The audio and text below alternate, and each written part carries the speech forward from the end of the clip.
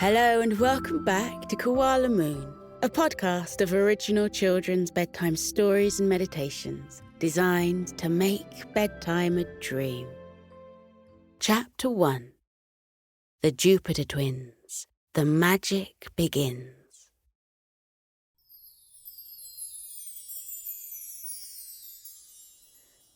It was on a sunny September morning, with just the whisper of autumn in the air, that young twins Lily and Jake Jupiter climbed the stone steps of the grand entrance to Leeds Town Hall, with a glimmer of excitement in their eyes.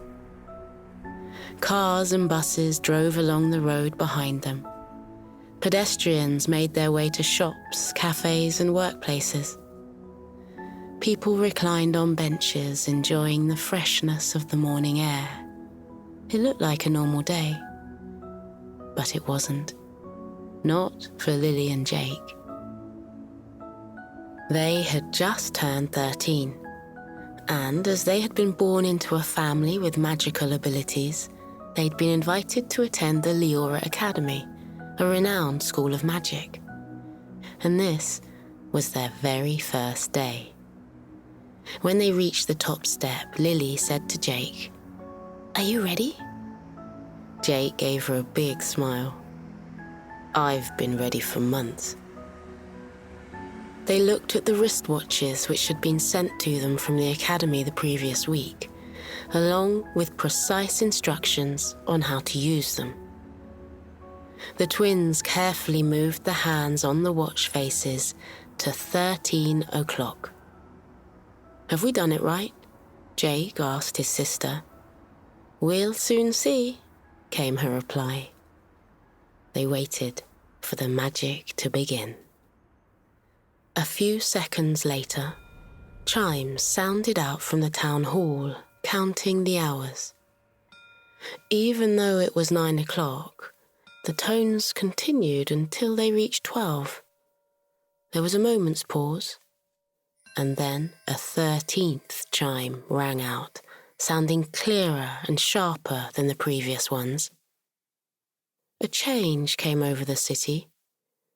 Pedestrians became as still as statues. Cars and buses stopped moving. Birds fell quiet. The breeze dropped. A tranquil silence descended on the city as it froze in time. All of a sudden, the gravelly sound of moving stone cut through the quiet air. One of the 4 Portland stone lions at the side of the town hall's entrance slowly came to life. He rose to his feet and arched his back, making a sound like pebbles rolling down a hill. The lion leapt from his stone plinth and landed in front of the twins. A slow smile settled on his sculptured face. The lion spoke in a deep voice. "Lily and Jake Jupiter, it's good to finally meet you. Let me introduce myself. I'm Elias, one of the guardians of the academy." Lily said shyly, "We know who you are. We've read all about you." Elias's smile grew. "That's good to know. I see you've brought your parents with you." "Oh no," Lily replied. "We haven't. We're 13 now and we don't need walking to school." Elias chuckled. "They are hiding behind that postbox along the road. Who can blame them for wanting to be with you on this special day? Are you ready to enter the building?" Lily and Jake nodded in unison. Elias waved his paw over the steps to his right. Slowly and soundlessly, a narrow section of stairs opened upwards on an invisible hinge to reveal a set of descending marble steps within. The lion got to his feet, gave them a regal bow, and said, "Off you go." have the most magical of days. Lily, Jake, I assume you know all about first day privileges. Lily said they did, but didn't know what theirs would be. Elias nodded. It's different for every pupil. I can now tell you what your first one is. When you get to the bottom of the marble steps, you'll come across a spiral staircase which has 700 stairs. It's quite a hike down, but today you're allowed to slide down the banister. It's a lot of fun. I've done it more than once. He winked at them. Off you go. The twins thanked Elias and then took their first steps into the Leora Academy. Down the pale pink marble stairs they went. Sparkling crystals and gems encrusted within the rock lit their way. When they came to the spiral staircase, Lily noticed the concerned look on her brother's face and offered to go first. She climbed onto the polished banister and pushed herself away. Her cries of delight filled the air, causing Jake to relax. A minute later, he followed her on the winding journey. Lily was waiting for him at the bottom, her eyes shining with joy. She whispered, Jake, we're here. We're finally here. Can you believe it? I can't.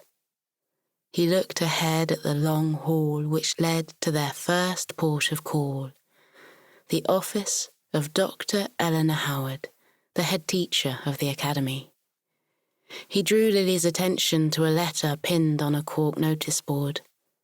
The letter had their names on it. Lily opened the letter. Jake, it's another first day privilege. We can cast an enchantment on the floor and travel to Dr. Howard's office however we want. We have to decide which enchantment to use. The twins read through their options.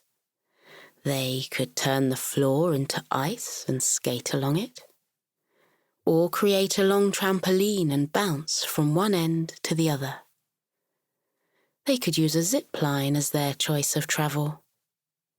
There was also the chance to create an obstacle course comprising of bridges, tunnels, twisty slides and monkey bars. Not only that, they had the option to use scooters powered by nuggets of magical shadowstone. Jake sighed. I can't decide. They all sound great. I wish we could have all of them. The letter rose from Lily's hand and folded itself into a paper aeroplane. It flew along the hall, emitting a plume of silver smoke behind it, which gently floated to the wooden surface of the floor, like glitter in a snow globe. The twins watched in astonishment as the floor rippled and changed into many different textures. We can have all of them, Lily said in an awed whisper. Have we just cast our first enchantment? Jake shrugged, not knowing the answer. The twins grinned at each other before proceeding along the charmed pathway. They skated smoothly over the sparkling surface of the frozen wood, a few flakes of soft snow fluttering onto their heads. Onto the bouncy trampoline next, jumping so high that their outstretched hands touched the ceiling. The zip lining followed, and then it was on to the obstacle course. After that came their chance to ride the scooters.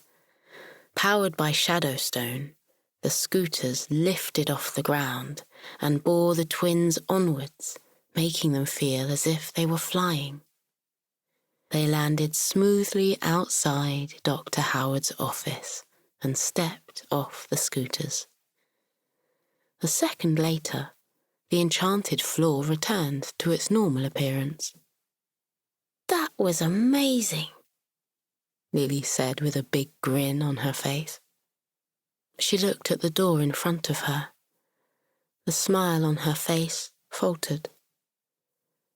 Sensing his sister's nerves, Jake said he'd go into the office first.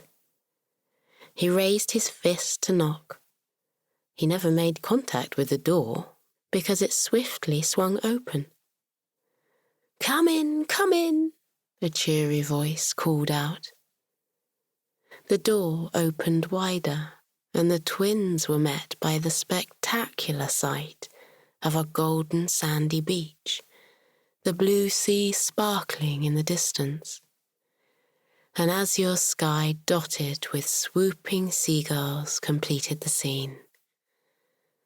The sound of the rolling waves mixed with the faint noise of someone playing a guitar. Jake went through the open door and stepped onto the soft sand. A warm breeze tickled his face. Lily followed him and whispered, "We're on a beach." "I know. With the sea and sand and palm trees and the sea and sand." "I know," Jake repeated. "Do you like it?" a voice asked from a hammock swaying between two palm trees. It was the same cheery voice which had bidden them to enter. The hammock swung forward, and a woman gracefully climbed out and walked towards the twins. With her long, navy hair and sapphire eyes, it was the unmistakable face of Dr. Eleanor Howard. She was wearing a flowing green dress, covered in bright yellow sunflowers, and red flip-flops adorned her feet. A pineapple-shaped glass was in her hand. Dr. Howard stopped in front of the twins and smiled at them. "Jake, Lily, let me get you a drink. This pineapple juice is exquisite." She clicked her fingers and the same pineapple-shaped glasses appeared in front of the twins. They plucked them as though taking apples from a tree. Waving her hand around the beach, Dr. Howard explained it was her latest shape-shifting spell. To change one's own shape is easy enough, as you will soon learn. But to change a room takes much more practice. Alas, I'm still experiencing some teething issues with this spell, such as the T-Rex playing the guitar over there. I've no idea where he came from, and he's terrible on that instrument. But I'm not going to be the one who tells him. Have you seen the size of him? The twins' heads turned in the direction of the enormous dinosaur. Dr. Howard continued talking. "Jake, Lily, I'm sure you're eager to explore the academy. You'll want to meet your fellow pupils and teachers and discover what lessons you'll be learning in your first year. And you're no doubt eager to see your dormitories." Jake and Lily sipped on their drinks and nodded eagerly. "Before you do any of that, you'll need your Book of Magic. It contains everything you need to know about the school and much more." With another click of her fingers, 2 black velvet-bound books appeared in front of the twins. Jake was the first to take his book and open it. His brow creased in confusion when he saw the blank pages. Dr. Howard said, "You have to explore the academy and find 3 hidden gems. Each gem should be placed on the spine of the book. Once they're in place, the book would reveal its secrets. If you know the history of Leora Academy well, you will succeed. You must go now. We will talk later. The pineapple-shaped glasses vanished from the twins' hands, and Dr. Howard returned to the hammock, calling out a goodbye over her shoulder. Feeling somewhat confused, Lily and Jake returned to the hallway with their blank books held against their chests. They walked on down the hall, leaving a small trail of sand behind them. It wasn't long before they came upon an open door. They went inside and discovered a large map printed on the floor. Small silver figures floated down from the ceiling and hovered in front of them. The twins looked closely at the figures before turning to each other in bewilderment. Lily said, "You don't think these figures are the early settlers, do you? The ones who founded the school?" Jake said he did think that, and going by the map of Great Britain in front of them, they should put the figures in the right places and in the right order. Lily admitted she couldn't remember the order, but Jake said he could. From memory, he began to recite the story of how mythical creatures from around the world set out on a quest thousands of years ago to find the perfect location for a new school of magic. As he named each magical creature, Lily put the appropriate figurine in the right area on the map. The quest had begun in Scotland and on the outer islands there. The beings known as Selkies declared it the perfect place for the new school, not only because of the coolness of the water, which was perfect for them, but because of the iridescent purples, pinks, and blue tints of the northern lights, which were so magnificent to watch. The pixies did not care for the colder atmosphere, so a journey was made to the southern part of England, whereupon the pixies fell in love with the sandy beaches and hidden caves. But the centaurs claimed somewhere open and wild would be better, somewhere they could run freely. Hence the quest took the group to Wales.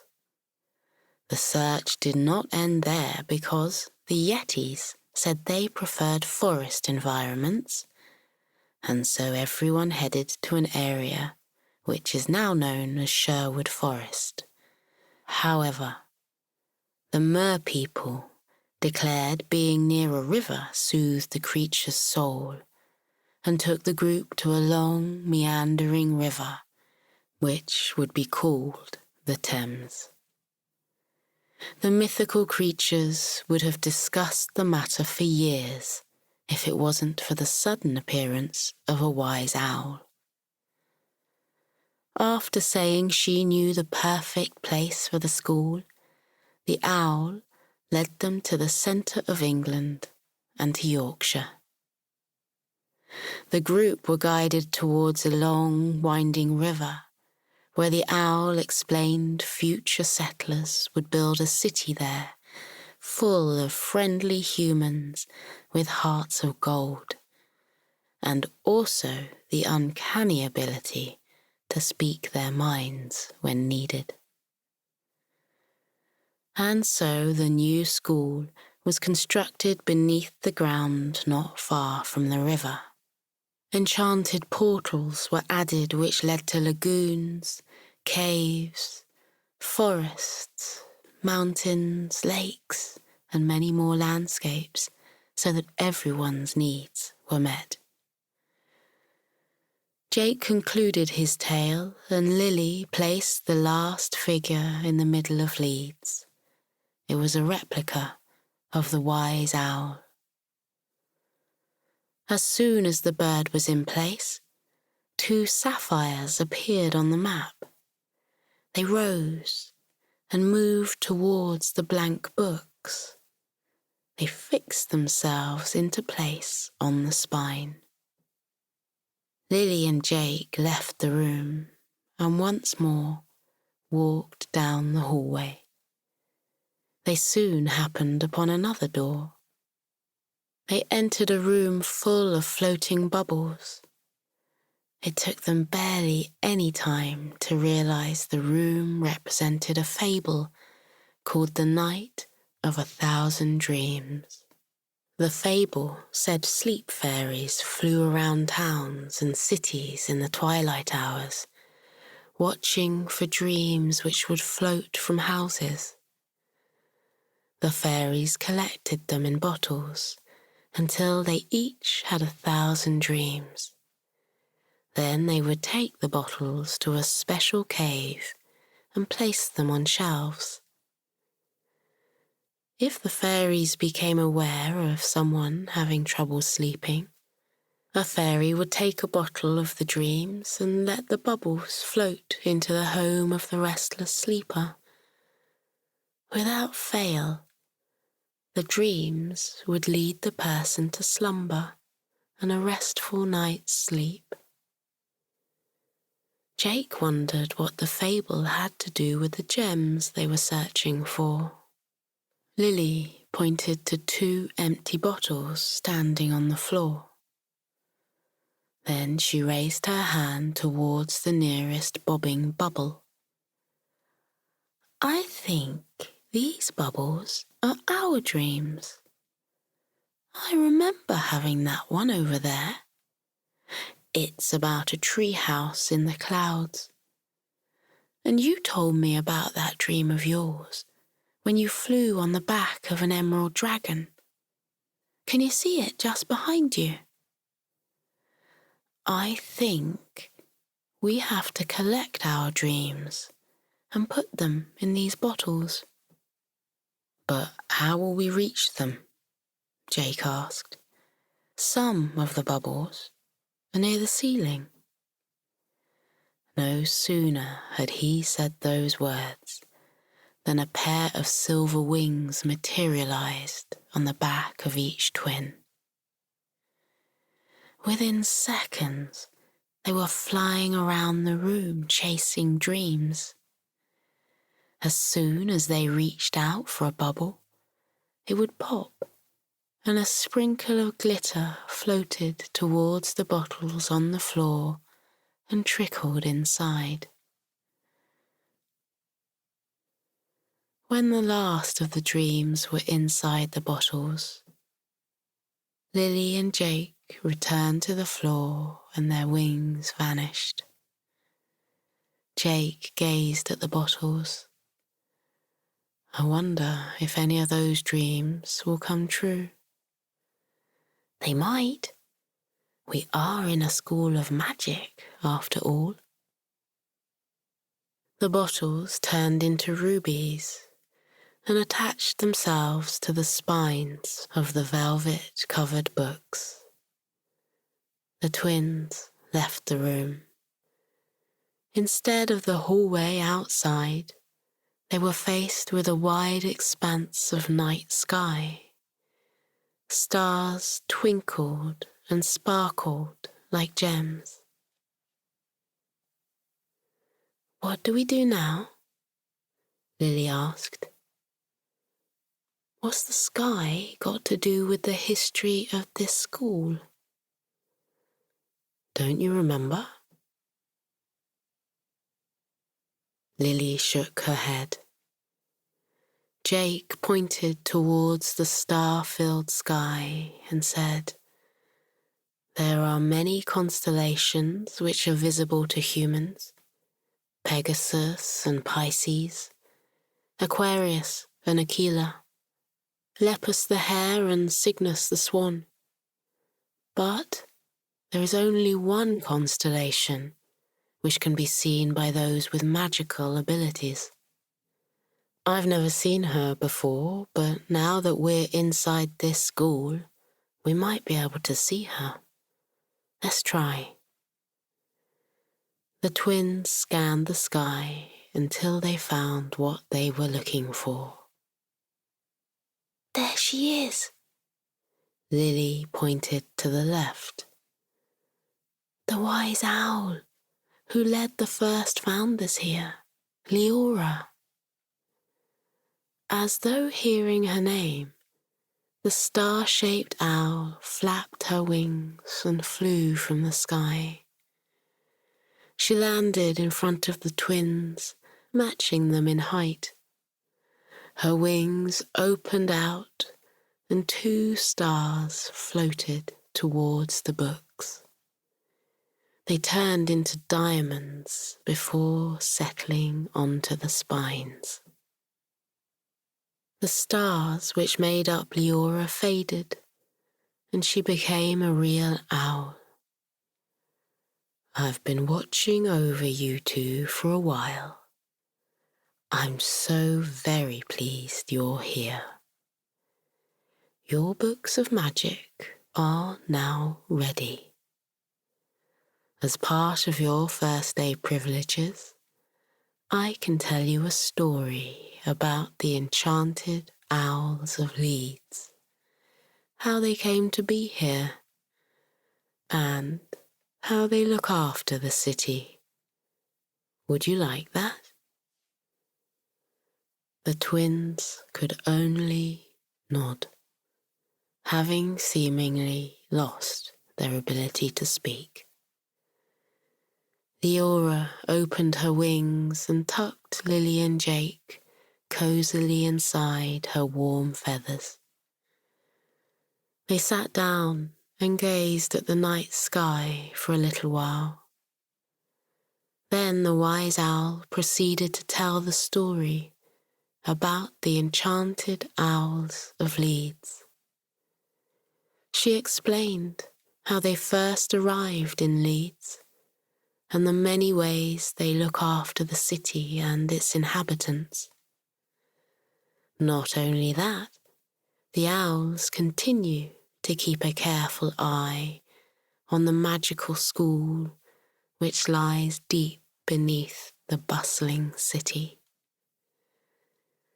Leora pulled the twins a little closer and said, "This academy is full of magic and enchantment. There are many adventures waiting for you. But for now, close your eyes and rest a while. The adventure can wait until tomorrow." Chapter 2. The Jupiter Twins, A Snowy Night.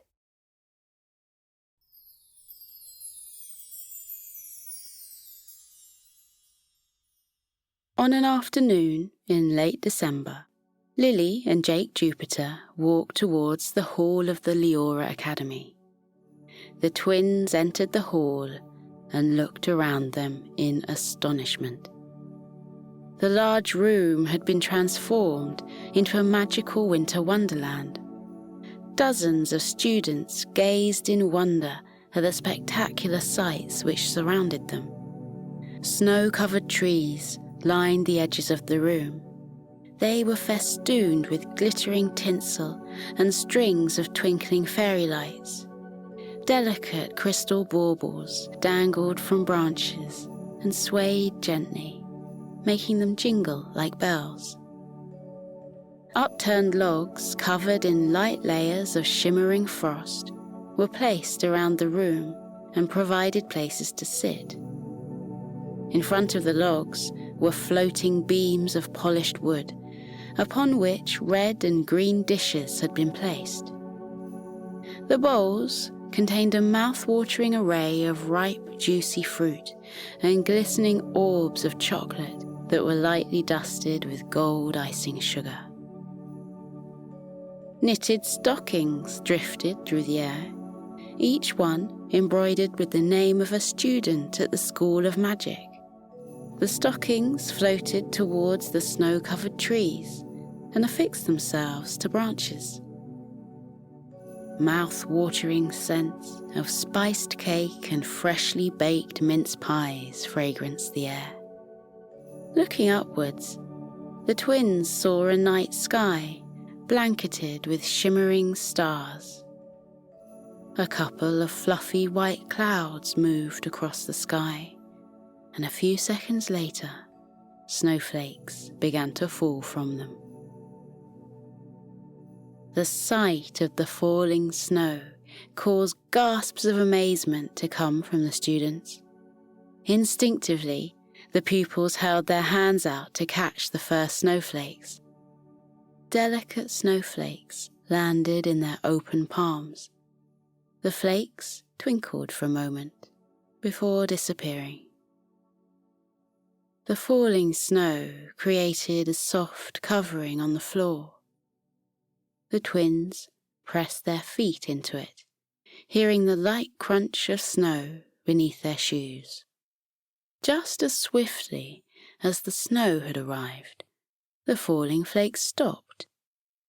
There was an audible sigh of dismay from the pupils, but it didn't last for long, because mugs of hot chocolate appeared before each person, ready to be taken into their hands. Lily took a hold of the mug in front of her and noticed it contained tiny marshmallows which bobbed on the surface of the chocolatey liquid. Looking over at Jake's cup, she saw that it contained a small mountain of whipped cream. "Perfect," Jake announced. He took a sip of the drink, giving himself a white moustache in the process. The pupils in the room made their way to the log seats and sat down. Some cups were placed on the hovering tables, but most were kept cradled in hands.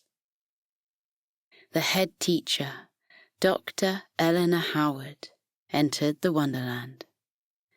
Her long navy hair was embellished with sparkling star-shaped gems. She was wearing a floor-length dress made of red velvet, edged with a silver sequin trim. Her sapphire eyes seemed to twinkle more than the stars in the navy sky above her. She looked around the room and smiled in appreciation. She told the students there would be no more lessons that day, and they should enjoy their afternoon in the hall. She reassured them the snowfall would return every hour. Her gaze rested upon the twins, and she walked towards them.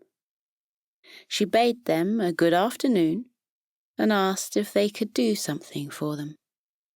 She explained how a special friend of hers needed help of a magical nature. Dr. Howard cast a glance around the enchanted room and said she didn't want to take the twins away from it, not if they didn't want to go, and it was a matter which could wait a little longer. The twins quickly shared a look of understanding. They never missed an opportunity to use their magical skills. Lily put her empty mug on the floating table in front of her and asked, "What would you like us to do?" Dr. Howard clicked her fingers, and a faded red book appeared out of nowhere. She plucked it from the air and gave it to Lily. "Return this to the library across the road, please. Wrap up warmly before you set off. You must ensure the book goes back on the correct shelf. The librarian will show you where to place it. From there, you will know what to do." With those puzzling last words, the head teacher left the hall. Lily looked at the red book cover. There were no words on it. She checked the spine, but that too was blank. Jake looked over her shoulder as Lily flicked through the pages. There wasn't a single word anywhere. They made a quick stop to their rooms to collect their coats. Bearing in mind Dr. Howard's words about wrapping up warm, they gathered their hats, scarves, and gloves, even though the December weather was mild that day, with no hint of snow on the way. They left the school, crossed Calverley Street, and entered Leeds Central Library. Once inside, they walked into the main lending area and looked around it. Lily whispered to Jake, "There are 3 librarians. Which one should we talk to?" Jake smiled and pointed to the left. "That one. She's got wings, but they're very faint. Can you see them?" Lily squinted, as if that would help. A woman wearing a green dress was placing a book back onto the shelf in front of her. There was a light, shimmering haze across her bag. Lily focused more and soon made out the shape of fluttering wings and came to the conclusion the librarian was a fairy. Supernatural beings of all kinds lived and worked around the city, but only those with magical abilities, like Jake and Lily, could see them. The twins crossed the room and approached the librarian. She heard their footsteps and turned around, a ready smile on her face. Before the twins could say a word, she put a finger to her lips and moved to the far side of the room. She stopped at a line of shelves. Lily and Jake followed her. Still silent, the librarian pointed to a narrow gap in the books before her.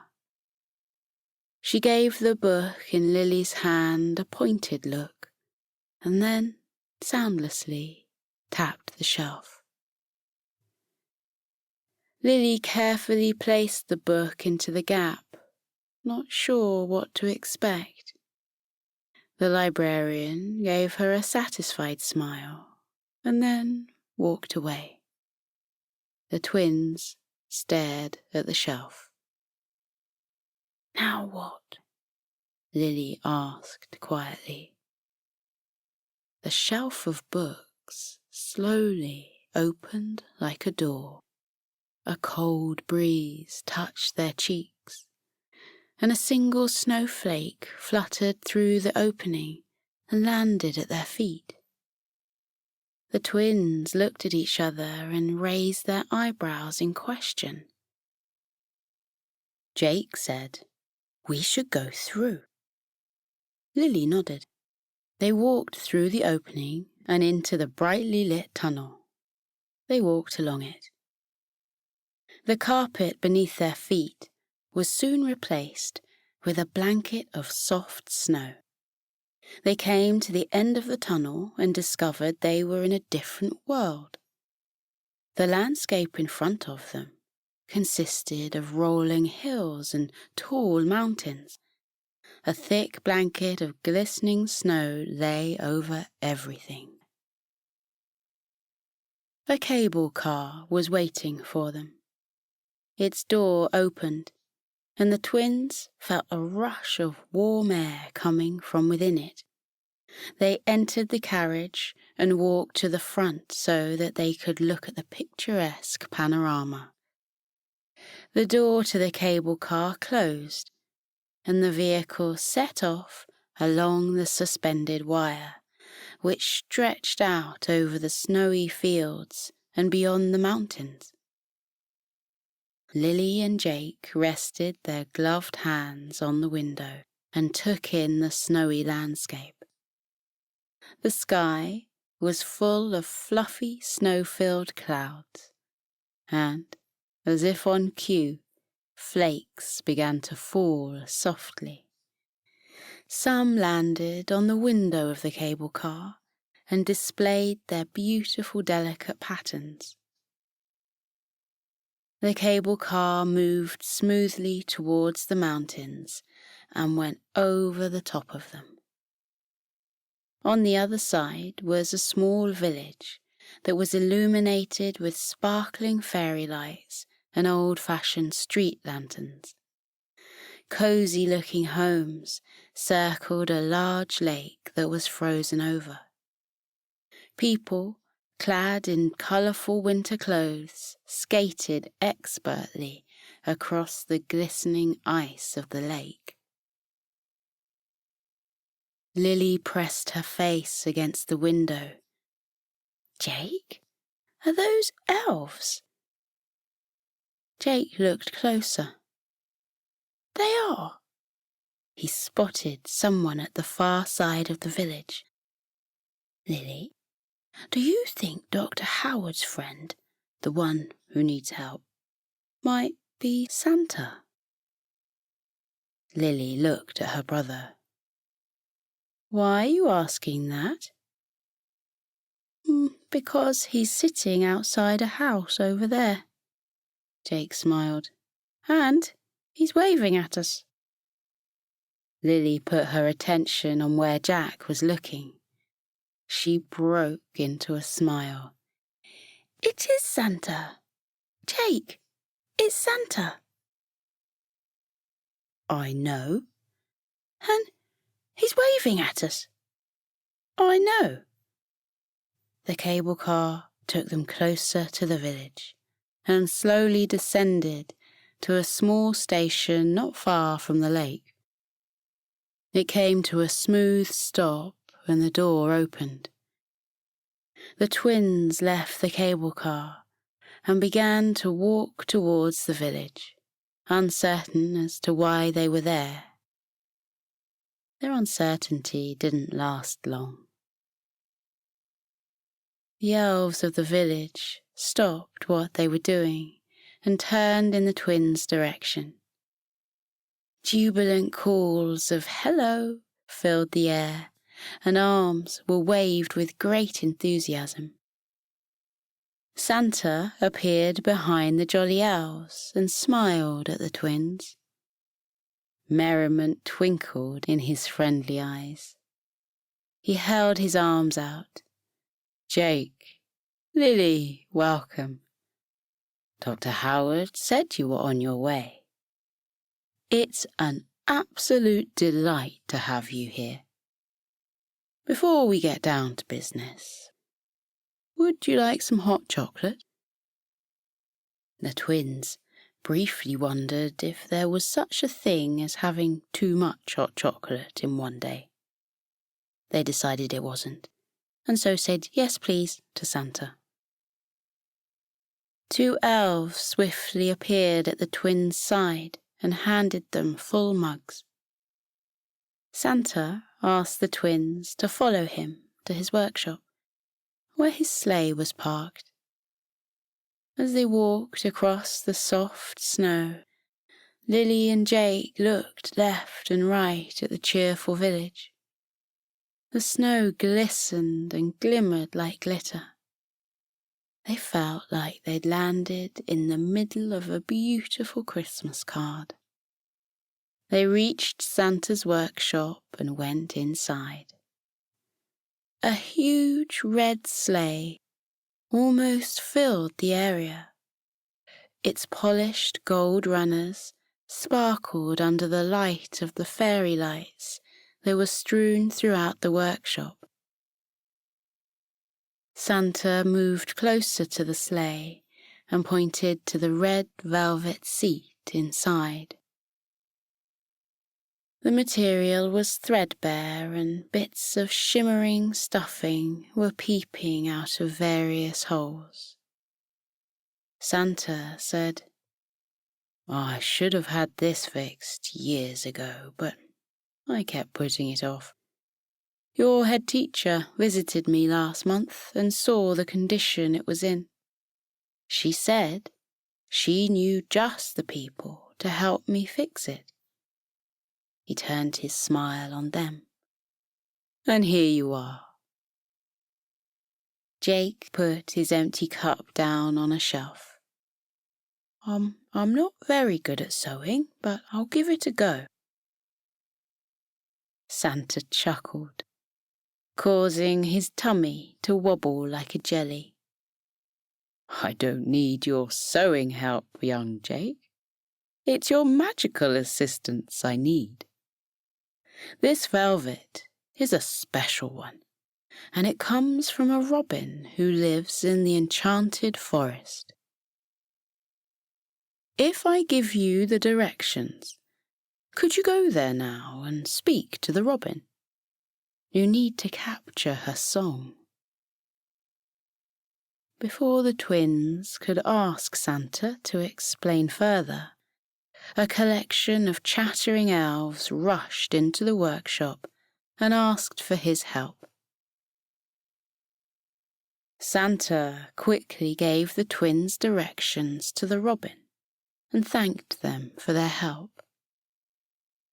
The bewildered twins left the workshop and headed into the enchanted forest. Twinkling lights shone from every tree. The snow continued to fall softly. The sky began to darken, and the stars shone more brightly. A heartwarming song filled the air. Lily tipped her head and said it sounded like a robin's song. They presently came upon a robin sitting on a branch of a tree. She stopped singing and looked at the twins. Her voice was light and melodic. "Hello there. I've been expecting someone to call by at some point. Is your visit to do with the seat in Santa's sleigh?" The twins nodded. "Are you ready?" the little bird asked. Lily and Jake didn't know what they were supposed to be ready for, but they nodded anyway. The robin began to sing a different song. Its tune was clear and joyful. The twins listened for a while, half expecting something to happen. When it didn't, Jake whispered to Lily, "Santa said we have to capture her song. I think I know a spell that will help us do that." Jake called to mind the spell and quietly said the words. The tune coming from the robin turned into visible lines of long red threads, which twirled in the air. They were the same colour as the seat in Santa's sleigh. The robin's song continued and more threads appeared. The threads entwined with each other and formed a large ball of yarn. The bird glanced at the ball. She stopped singing and said there was enough material for a new seat covering to be woven. She told the twins to take the ball to the snoozy polar bear who lived on the other side of the river. She tipped her head in goodbye and flew away. Jake took the red ball from the air and put it in his pocket. The twins walked towards the river and crossed the wooden bridge which spanned it. Further along, they came across a friendly-looking polar bear who was leaning against the open door of her cottage. She welcomed the twins and said the robin had stopped by to say they were on their way. She smiled when Jake produced the ball of red threads and said there was more than enough for what they needed. She let out a small yawn and invited them inside. A large weaving loom was in the centre of the cosy home. The polar bear put a paw over her mouth to cover up another yawn. She apologised and explained she was ready for a nap, but would weave the threads into a velvet covering before taking to her bed. Seeing how tired the bear was, Lily said she and her brother could make the material using magic, and she knew of a spell that would help, and it was something they could do on their own if the bear wanted to have her rest now. The polar bear gave a sleepy smile of thanks and ambled away to her bed. The low sound of her snores soon echoed through the cottage. Lily brought forth the words of the spell and cast them towards the red ball of threads. The ball left Jake's hand and turned slowly in the air. The threads began to unwind and move towards the loom. They placed themselves evenly across it. A shuttle appeared and started to move back and forth across the threads. Lily clicked her fingers, and the shuttle moved faster until it was a blur. The snow continued to fall outside. The polar bear's snores gently rumbled through the cottage. Soon the shuttle came to a stop. The twins looked at the completed material. Jake nodded and said to his sister, "Excellent job." "Thank you," Lily replied. "Let's take this back to Santa." They collected the material and rolled it up. They left the cottage and walked through the softly falling snow. They arrived back at Santa's workshop. His jolly face lit up with delight when he saw the folded material. He said it was perfect and asked if the twins could use more magic to place it into position. The twins worked together and used a combination of spells to remove the existing material and then replaced it with a new one. Once the new seat covering was in place, Santa warmly thanked the twins. With a twinkle in his eyes, he asked if they would like to test the new seat out on a flight back to their school. The astonished twins could only nod in reply. The reindeers were gathered and tethered to the sleigh. Jake and Lily climbed into the sleigh. Santa sat next to them and declared his new seat to be extremely comfy. Santa handed a rein to each twin and gave them the words which were needed to make the sleigh fly. Moments later, the sleigh lifted from the ground and moved out of the workshop. With the reindeers at the helm, the sleigh took to the night sky and flew over the softly lit village. The elves waved goodbye. Through the sparkling stars they flew. The snow continued to fall gently, one beautiful snowflake after another. Onwards they flew. The Leora Academy soon came into view. The sleigh flew over the streets of Leeds, where people were beginning to head home for the day. Santa told the twins he knew some magic too. He took a handful of sparkling glitter from his pocket and gave it to Lily and Jake.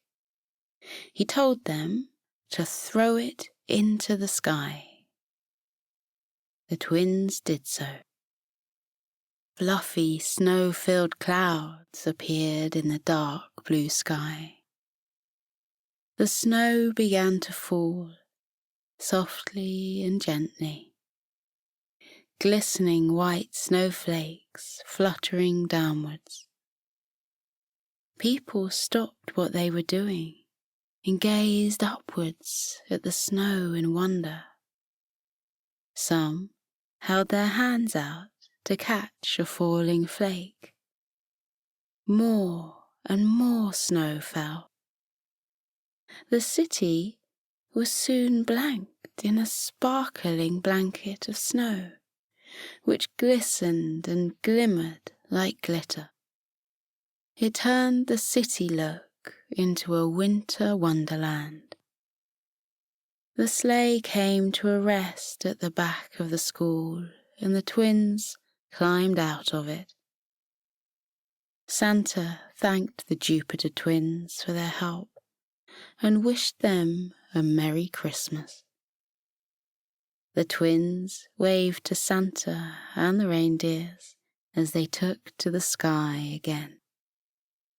It was a Christmas Jake and Lily would never forget. They went inside the school, and the snow continued to fall softly through the night. Chapter 3. The Jupiter Twins, the Magical Orb.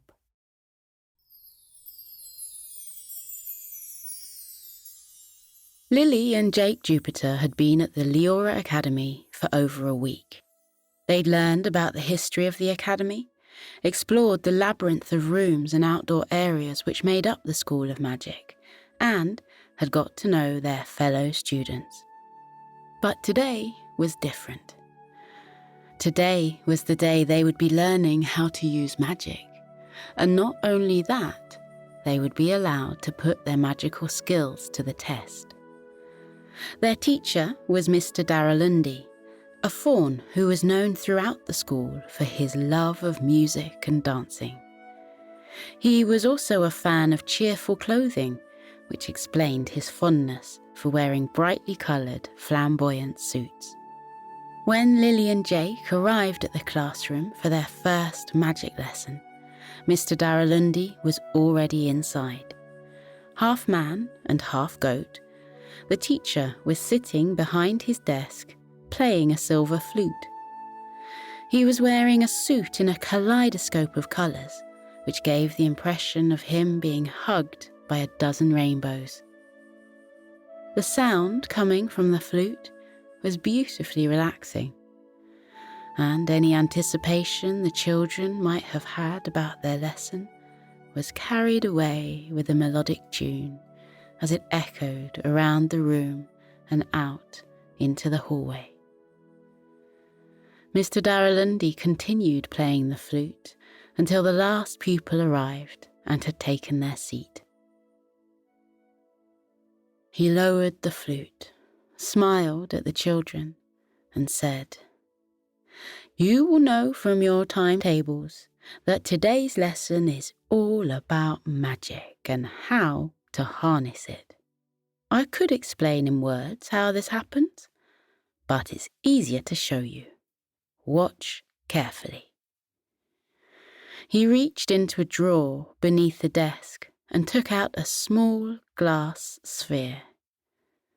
He gazed into it, a mild look of concentration on his face. A few seconds later, spiral wisps of gold and silver arose from the sphere and floated towards the board at the front of the classroom. The wisps settled on the surface and arranged themselves into elegantly curling words. Leaning forward a little, the children read the words. "The magic is within you. The children shared bewildered looks, not sure what the message meant.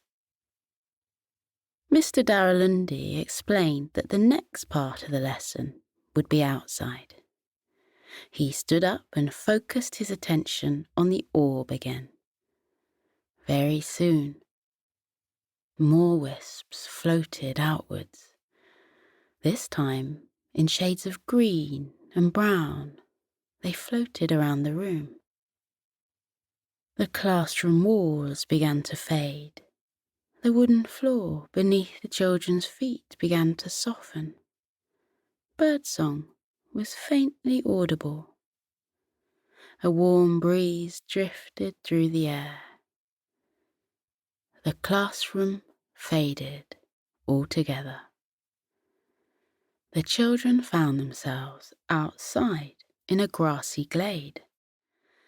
Warm rays of sun slanted through tall trees and cast dancing shadows across the ground. Mr. Darrelundy beckoned his students over to a tree which stood apart from the others. Its boughs were laden with vibrant green leaves. The teacher put the glass sphere in his pocket and took out a set of panpipes. He blew on them and released a soft melody into the air. A rustle of leaves caused the children to look closer at the tree. Tiny pink buds appeared on the ends of the branches. The buds unfurled to reveal delicate blossoms. A breeze picked up and swirled around the tree. The blossoms came free and floated through the air as gentle as snowflakes. Minuscule apples now appeared on the tree. Mr. Darrelundy stopped playing the pipes and told the children to stand beneath the branches and hold their hands out. The children did so and watched as the tiny apples increased in size and turned a delicate shade of green. One by one, the apples dropped into the waiting hands below. Lily and Jake received theirs at the same time. Their eyes widened as they watched the apples transforming into glass spheres, similar to the one Mr. Darrelundy had used. Lily said to her brother, "It fits my hand perfectly." Jake said his did too. The teacher explained these were magical orbs, and the children would need them to create magic. Jake asked how they should use the orbs. With a smile, Mr. Darrelundy explained all would be revealed in the second part of the lesson. "But," he said, "you must remember that imagination comes before magic, and your imagination is endless." In the blink of an eye, the children were back in the classroom. Mr. Darrelundy summoned a group of owls to escort the children out of the school and to watch over them during the next part of their lesson. A white, fluffy barn owl flew over to Lily and Jake and introduced himself as Sylvester. He asked the twins to follow him. He flew out of the classroom. The twins went after him. Minutes later, Jake, Lily, and their owl guardian left the school via one of the concealed entrances. The twins walked through the streets of Leeds with Sylvester flying at their side.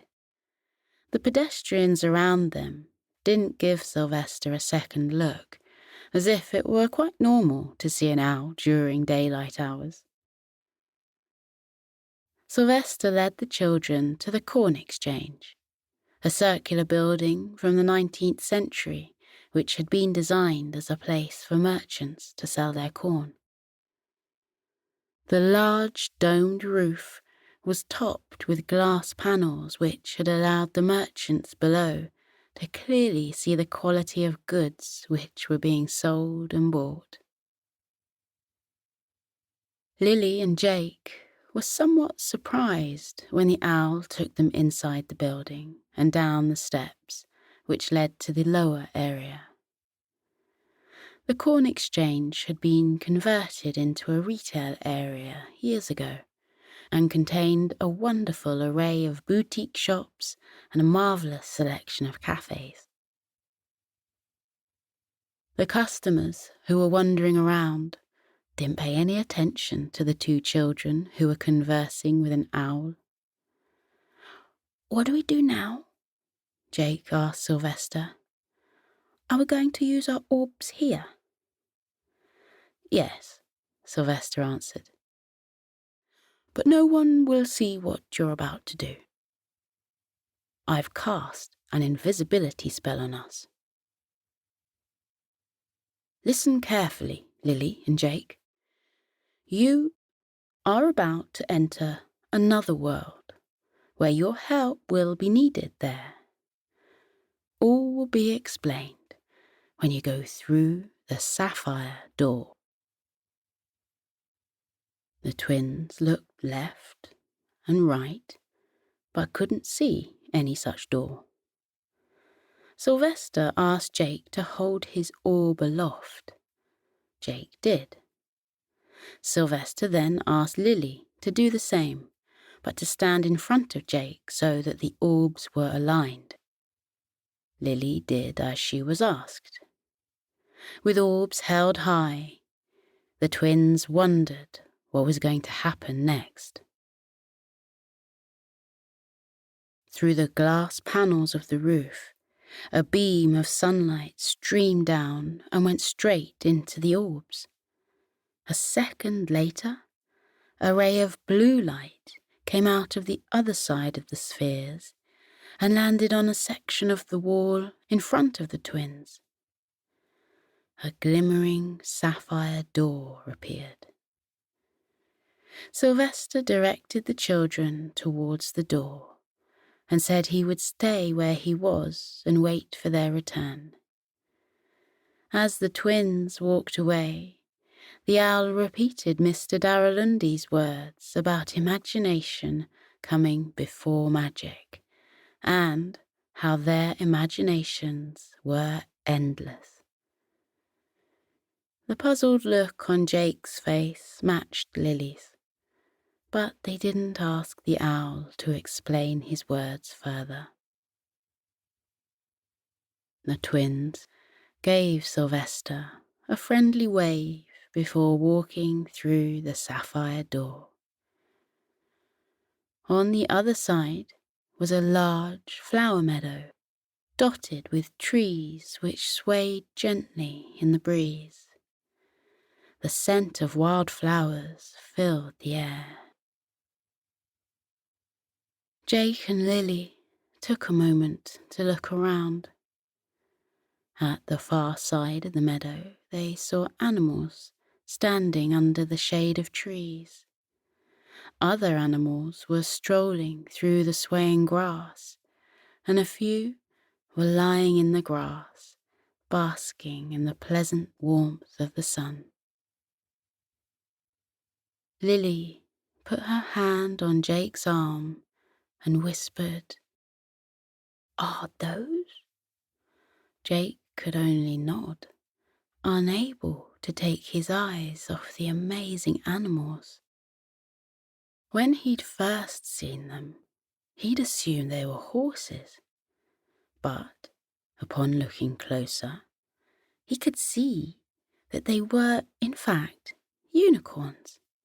Unicorns of all colours, light greens, deep, rich purples, shades of vibrant oranges, warm reds, and delicate pinks.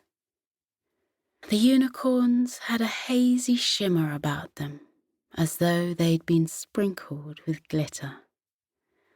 One of the unicorns approached them, her eyes full of kindness.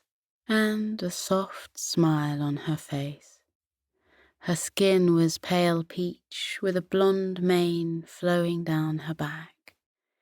Threads of glittering silver twisted through her white horn, and a pair of silver-tipped wings laid folded over her back. With a bow of her head, she told them her name was Blythe, and that she and the other unicorns had been waiting for the children.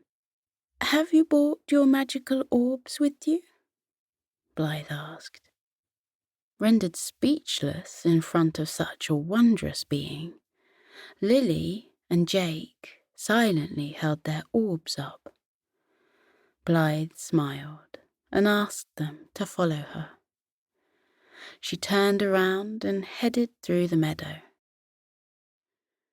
Jake and Lily followed. Each unicorn they passed gave them a soft smile and a warm welcome wrapped around the twins like an invisible coat of comfort.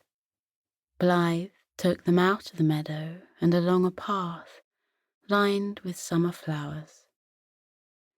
Lily and Jake kept hold of their magical orbs, not knowing when or how they would be needed, but wanted to be prepared just in case. They stopped at a shallow pool which shimmered with pale lilac water. A small waterfall of purple liquid tumbled over a series of indigo rocks. The noise of water bubbling over the stones was as light and joyful as a cheery song. Blythe invited the children to sit a while on a large rock whilst she explained why the unicorns needed their help. "This pool is where we unicorns bathe every evening. It's full of magic, and as we lie in the water, we absorb the magic. But every so often, the magic runs low and it needs replenishing, and that's where you two come in.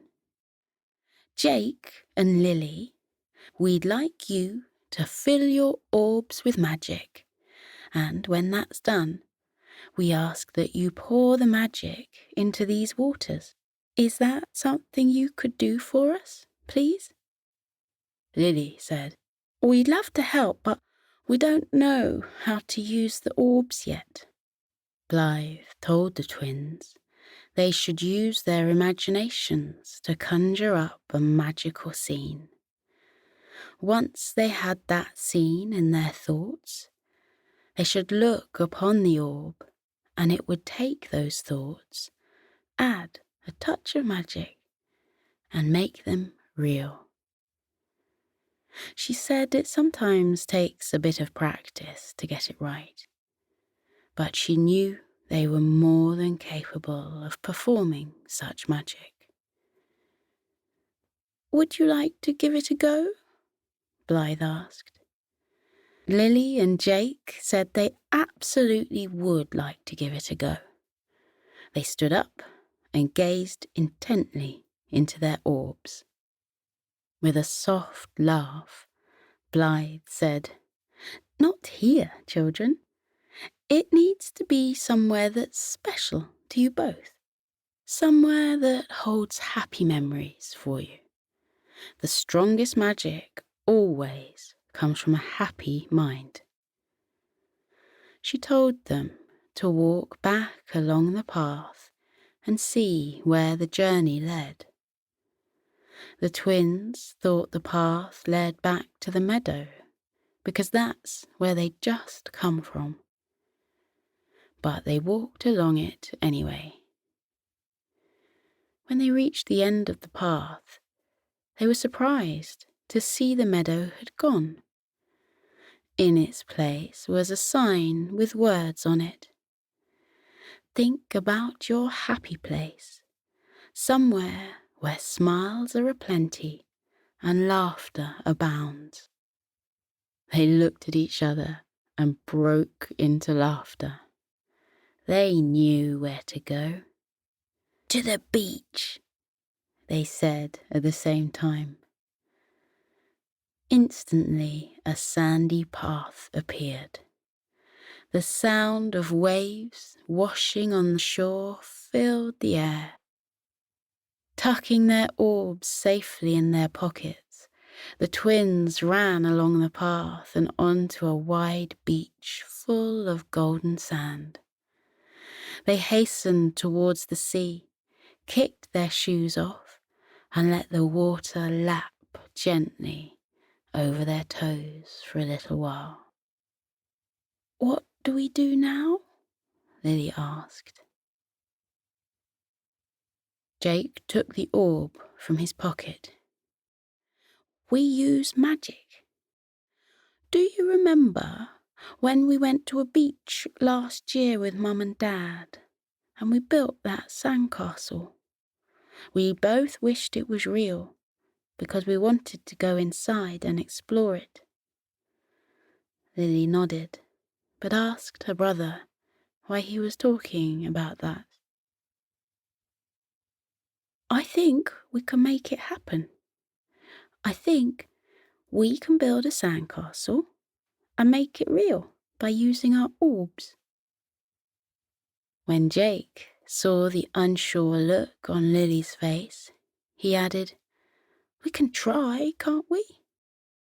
Maybe it's the kind of magic Blythe was talking about." Lily still wasn't convinced, but she followed Jake as he walked away from the sea and further up the beach. Jake gave the sand in front of him a studious look and said they would need tools. He looked into the glass surface of the orb and thought about the buckets and spades they would need to build a sandcastle. A tiny thread of bright yellow appeared inside the sphere. More threads appeared, each one bigger than the last. The yellow threads swirled around the orb like clothes in a washing machine. Then, very slowly, the strands of yellow came out of the orb and floated through the air before landing on the sand at their feet. Jake and Lily watched in astonishment as two bright yellow buckets and spades appeared on the sand. So astonished was Lily that she fell to the sand with a soft bump. "It works," she whispered. "You're magic." "So are you," Jake said. He helped her back to her feet. "We're at a magic school now, and we have to get used to this sort of thing." Lily took a moment to think about that. Her brother was right. It was time to get used to magic being an everyday occurrence. She looked at the buckets and spades and asked Jake if they should conjure up a sandcastle instead of building one. "But building one is much more fun," Jake said with a grin. Lily agreed, and before too long, a magnificent castle complete with turrets, a drawbridge, and a moat was standing proudly on the sand. It was Lily's turn to use magic. She cast her thoughts into the orb. Almost instantly, tendrils of brown and gold appeared. The wisps of colour left the orb and wrapped around the sandcastle. The sandcastle grew to the size of a large house. Jake laid a hand on the building and said it felt like it was made of stone and not sand. As tempted as they were to explore the inside of the castle, they were now eager to see what else they could produce with their orbs. They recalled their last visit to the beach and the amazing sand sculptures they'd seen, which had been created by gifted artists. Using their imaginations, they centered their thoughts on the magical orbs, and soon spectacular sand structures appeared all around them. Lily created a smaller version of the Eiffel Tower and watched in delight as it rose majestically from the sand. Jake produced a steam train which emitted small clouds of sandy dust. Together, they fashioned a tall lighthouse, which they then changed into a rocket ship.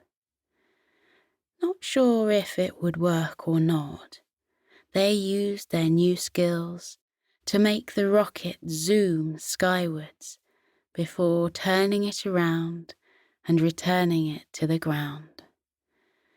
The twins made a whole menagerie of animals appear: seahorses and starfish, dolphins and turtles, whales and sea urchins.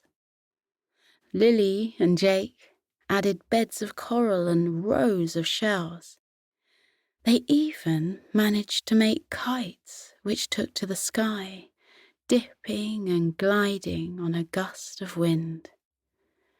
The whole beach came alive with the imagination flowing from Jake and Lily, an imagination which was endless.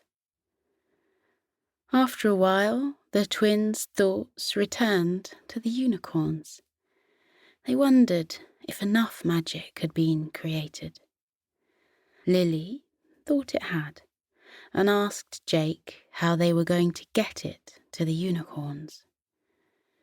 Jake considered the matter and said, perhaps the magic needed to go back into the orbs, and maybe they should try to collect it from everything they'd created. It seemed as good an idea as any to Lily, so they decided to give it a try. They started with their first creation, the sandcastle, and held their orbs in front of it. The castle turned into tendrils of brown and gold threads, which encircled the orb before going inside. The twins collected more magic until the orbs were full of swirling, twirling colours. Using the path they'd taken earlier, the twins returned to the lilac pool where Blythe was waiting for them. The unicorn was delighted with how much magic they had collected and asked them to carefully put the orbs in the pool. Jake and Lily did, and then stood back to see what would happen. Colours flowed from the orb and into the water: golden browns, bright yellows, coral pinks, cobalt blues. A palette of beautiful colours swirled through the water, leaving a wash of colour behind them. Soon the colours faded, leaving only the original pale lilac shade behind. But the pool looked different now. It sparkled and twinkled in the sun, as though 1,000 tiny stars lay on the surface of the water. The magical orbs came out of the water and flew back to Jake and Lily. The twins held out their hands and the orbs came to rest in their palms. Blythe thanked them for their help, Then she told them she was big enough to carry both of them and wondered if they would like a lift back to their world. There was only one answer to that. Blythe lowered her back to allow the twins to climb on. A plait of blonde mane appeared and wrapped itself gently around the twins like an enchanted seat belt. Blythe became airborne, and the twins once again became speechless as they flew over snow-capped mountains and through lush green valleys. All too soon, they were flying over the streets of Leeds and towards the corn exchange. Using her magic, the flying unicorn cast a spell on the glass roof of the building, and it opened like doors on a jewellery box. She flew through the opening and landed on the ground floor where Sylvester, the owl, was waiting for them. Blythe thanked the twins once more before taking to the skies, closing the roof of the corn exchange behind her. Jake and Lily were full of tales about their adventure and talked non-stop to Sylvester as they walked back to the Leora Academy. With a wise look on his face, the owl said, "This is only the beginning. Just as there's no limit to your imaginations, there is no limit to the magic you can create."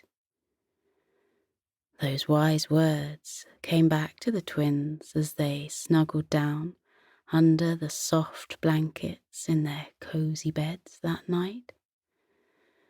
Their dreams were full of the magic they had created that day, and the magic which was yet to come. Chapter 4. The Jupiter Twins, the Magic of Owls.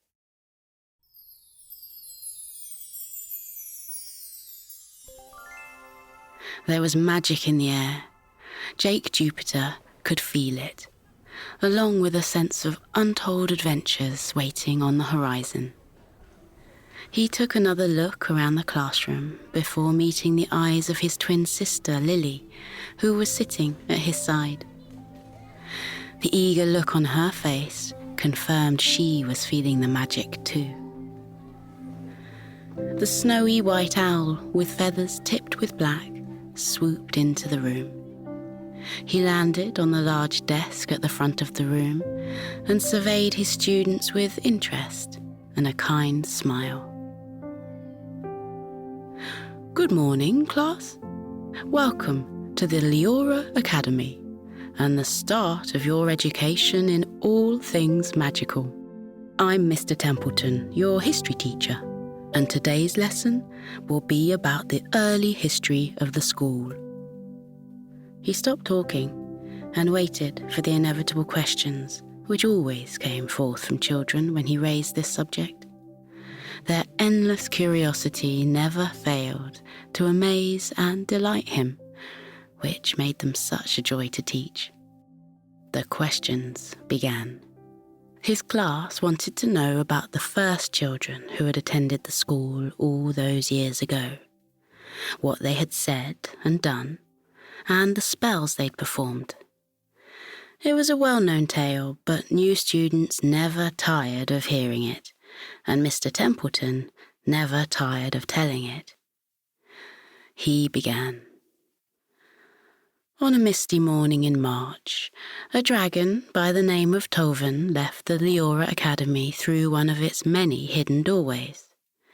Being a wyvern, a dragon with 2 legs, it was easy for him to navigate the twisting path which led away from the underground school of magic. The young dragon had been teaching there for a few years, and one of his duties was to buy produce from the humans who had recently settled near the river. As well as collecting food, it allowed him to talk to the settlers. Tovin was fascinated with their language and customs, and how different they were to the supernatural beings who lived alongside him in the academy. The low-level mist slowly evaporated as he walked along to reveal timber huts with their thatched roofs. People were already going about their day. Some were heading to the fields to begin their farming work, and others were setting up their looms and getting ready for a productive day of weaving. A lingering winter breeze made Tovin pull his tartan cloak a little tighter. The kind humans had insisted on making one for him, and had added a silver brooch which kept the cloak in place, even on the windiest of days. It didn't take Tovin long to buy the food needed for the school. Lots of potatoes and turnips, plenty of onions and leeks. There were also some wild nuts which had been gathered that day at first light. Tovin paid with a mixture of coins and a variety of healing potions which had been requested on his last visit. He was about to head back to the school when he felt a tug on his cloak. He looked down and saw a couple of dark-haired children staring up at him. Both were dressed in matching maroon tunics and navy trousers. Tovin had seen children in the village a few times, but none had ever approached him before, despite his friendly smiles in their direction. The taller of the two, a girl, said hello before proceeding to ask him who he was and why did he have dark green skin, and why was his nose shaped like that, and why wasn't he wearing shoes, and why was he buying so much food? Tovin was a little taken aback at her many questions, but he patiently answered each one, including the fact that he was a dragon. He moved his cloak to one side and showed the children his wings, the sight of which made their eyes go as wide as saucers. When he mentioned the School of Magic, the girl had many more questions, and again Tovin did his best to answer them. "Can we go to the school?" the girl asked. "I'd like to learn magic. I think my little brother would too." The younger child nodded enthusiastically. Tovin didn't know what to say. The Leora Academy didn't have any human pupils, but it was only because no humans had ever asked to attend. The big smiles on the children's faces and the eagerness in their eyes melted his heart somewhat, and he made a decision. "You can come with me to the school. I will ask the head teacher if you can attend. But first, I must speak to your parents to make sure it is okay with them." The children's parents were more than happy to let their son and daughter spend a day at the school, and told them not to hurry back. As Tovin led the children towards the academy, he asked for their names. "I'm Meredith," the girl said, "and this is Kerwin. How long has the school been there? Why is it under the ground? Why is it called the Leora Academy?" Tovin explained how the school was named after a wise owl called Leora, and then answered the other questions. But as soon as one query was answered, two more came forth. Not just from Meredith, but from Kerwin also. Tovin had no idea children could be so curious. The only other being who asked so many questions was Harahipa, a sphinx who worked in the library and who refused to let anyone enter without answering one of her many riddles first. Tovin took the children through a door behind a large sycamore tree. They went down a series of winding stone steps.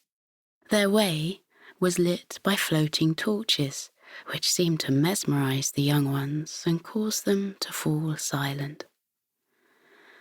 As they walked along the hallway to the head teacher's office, Meredith and Kerwin trailed their little fingers along the elaborately panelled walls, as if they'd never seen anything more amazing in their lives.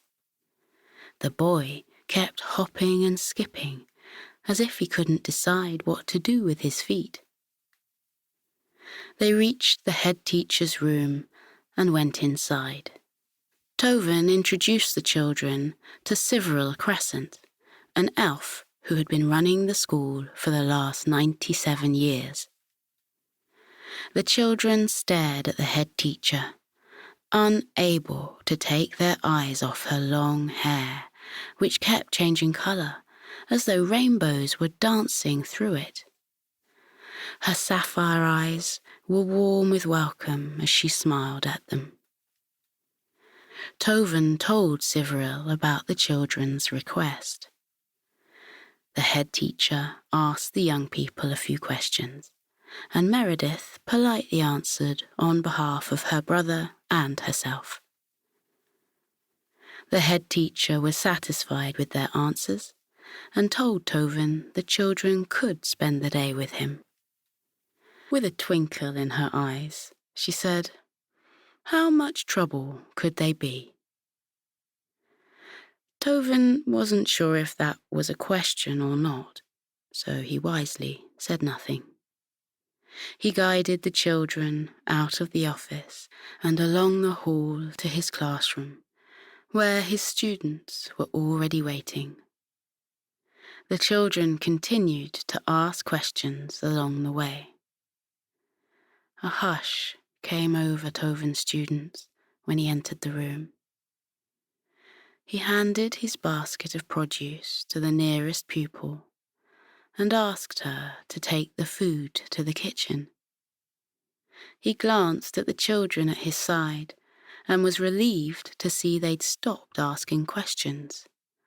Maybe they'd run out of them. He was soon proved wrong. Meredith shyly indicated for Tovin to lower his head. When he did so, she asked in a whisper who everyone was, and why did some of them have 4 legs, and why were some of them floating in the air, and why did that horse have a horn on his head? Tovin couldn't summon the strength to answer Meredith, so he introduced the children to his class and told them to talk to each student and ask them as many questions as they liked. The children's faces filled with delight, and they went off in different directions. The children made their way around the room, chatting to fairies, centaurs, brownies, unicorns, and the rest of his class. Tovin was pleased to see his students had just as much interest in the children as Meredith and Kerwin did in them. Tovin gathered the equipment needed for the first lesson of the day, and then brought his class to a quiet.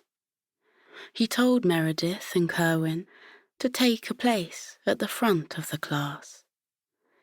Kerwin rushed to his seat as if he were in a race.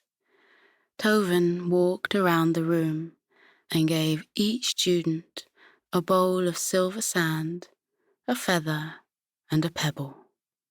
He told them to take a pinch of sand in their fingers, close their eyes, and think of a colour.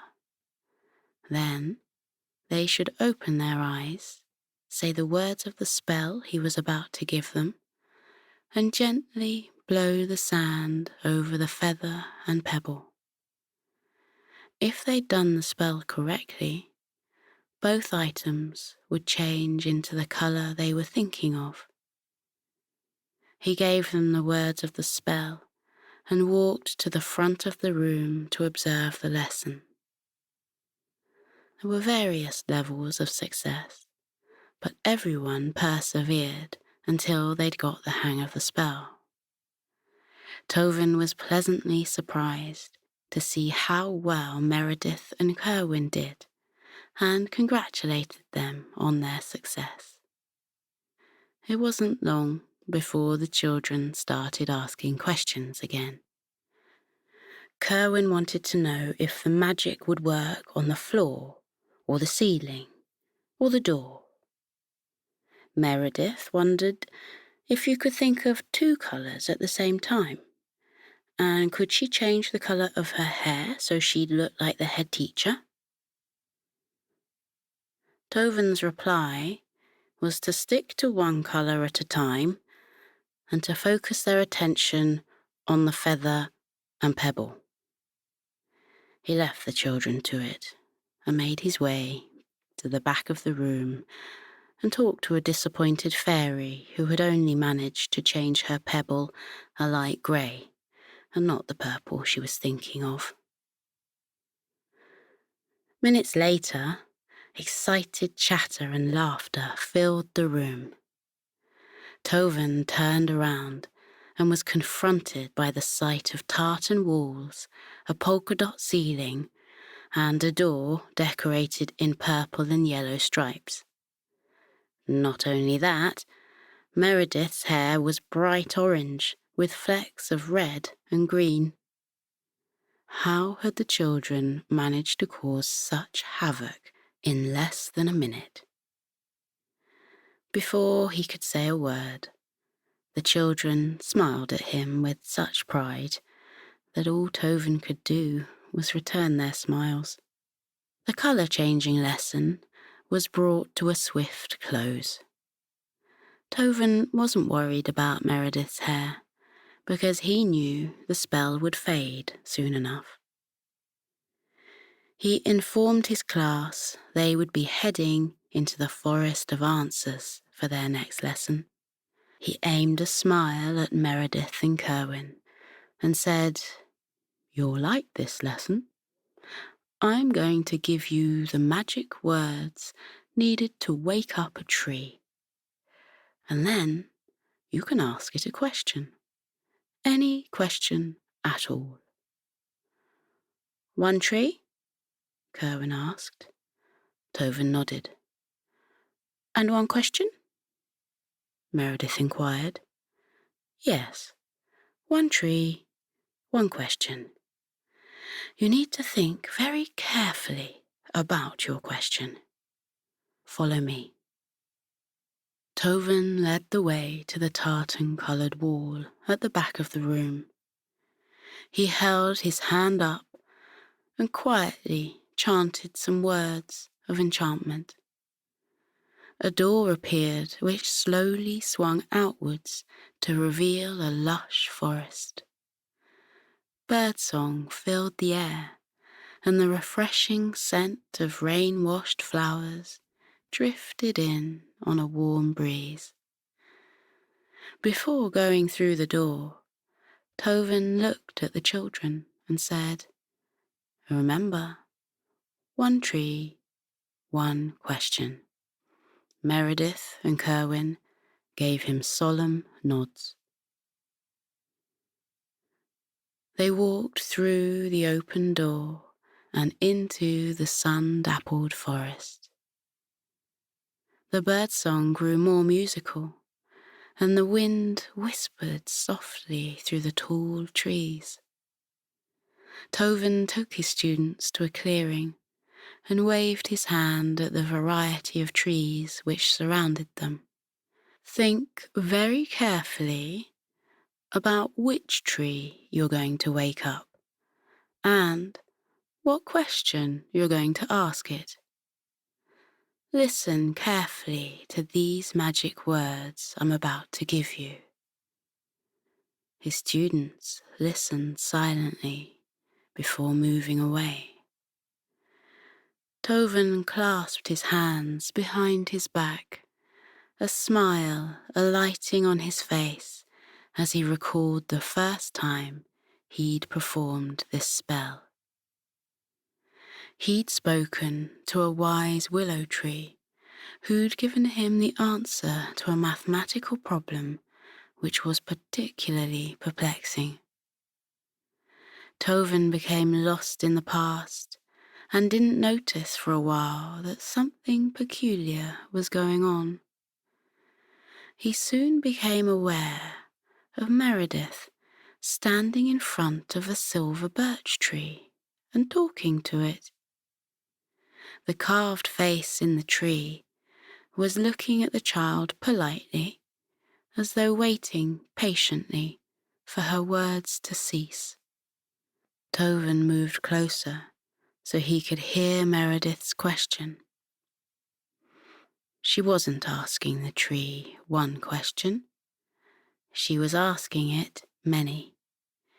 She wanted to know if the silver birch liked being a tree, and if it had always lived in that forest or had it lived somewhere else. Did it know any songs? Would it like Meredith to sing it one of her favourites? Did the leaves tickle the tree's face? Tovin placed a gentle hand on Meredith's shoulder, and she stopped talking. He reminded her that only one question was permitted. "It is one question," Meredith replied. "It's just a very long one. You didn't say how long the question could be. Have I done something wrong?" Tovin looked at the silver birch.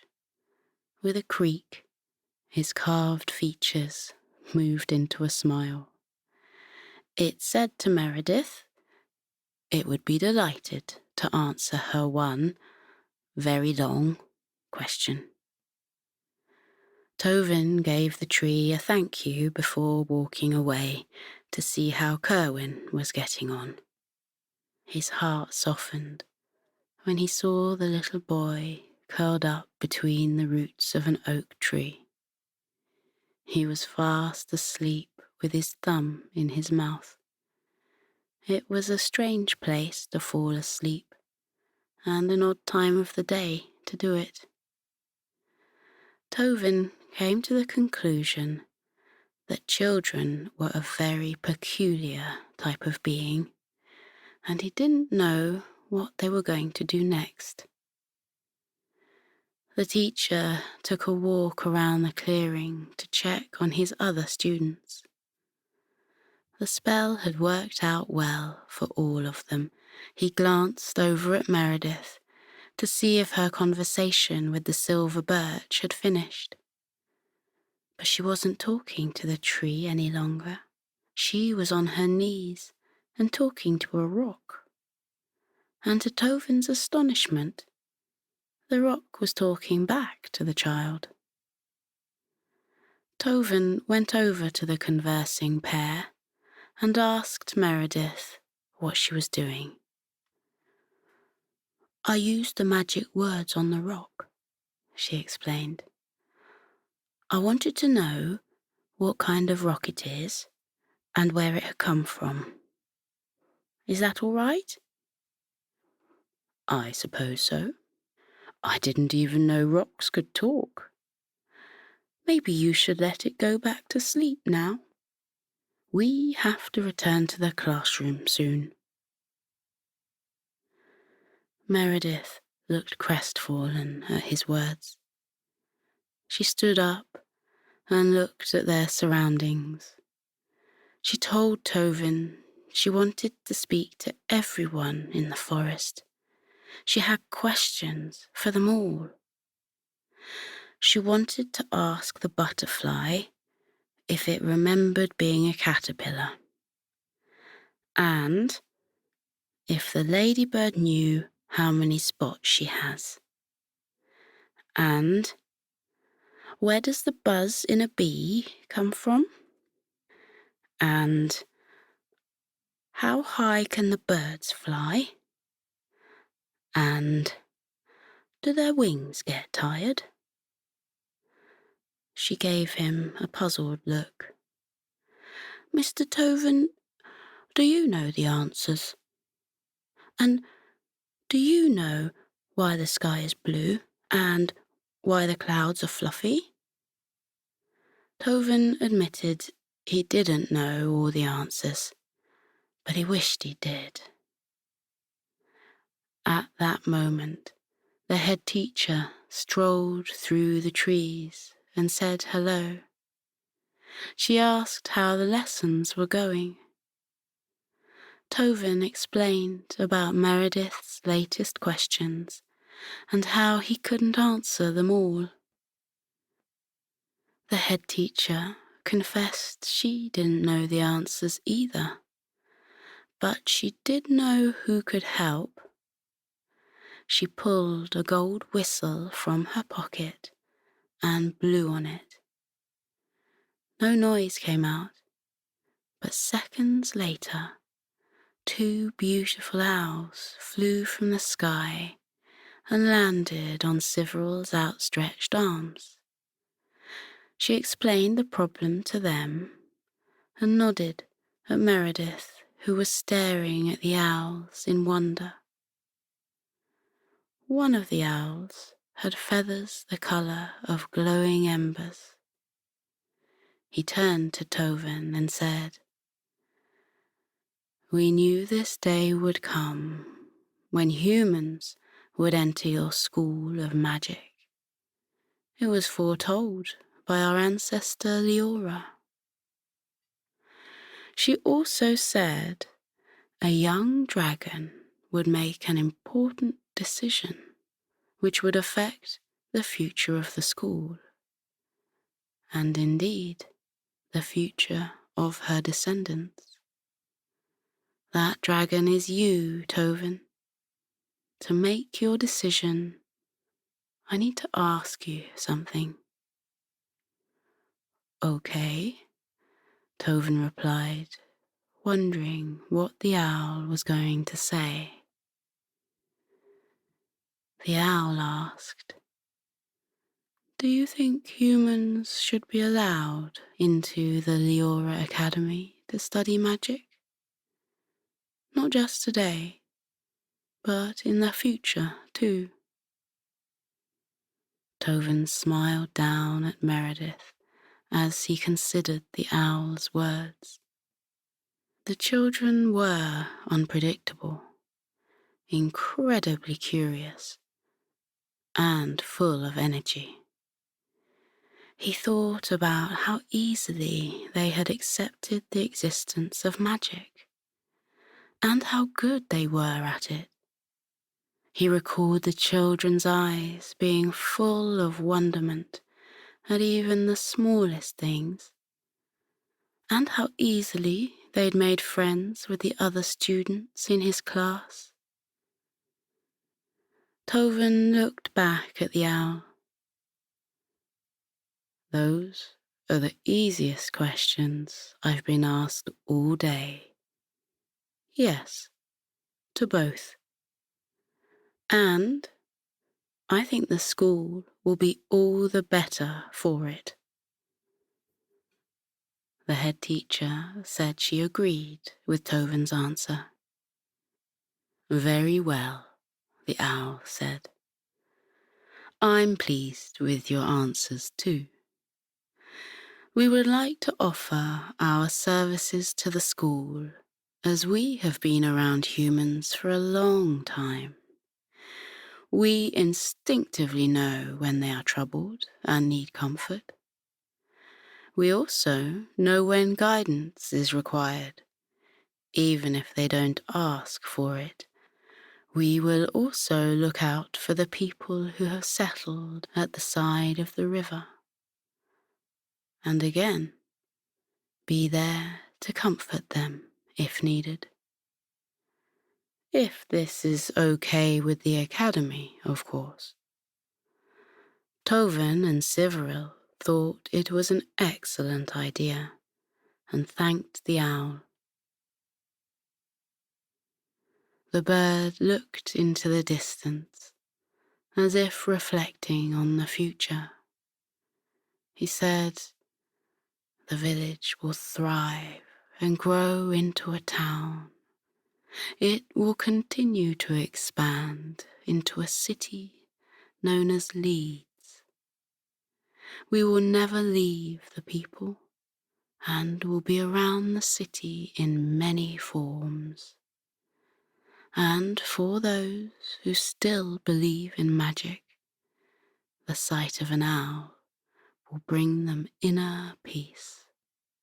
The owl flew to Meredith and landed lightly on her shoulder.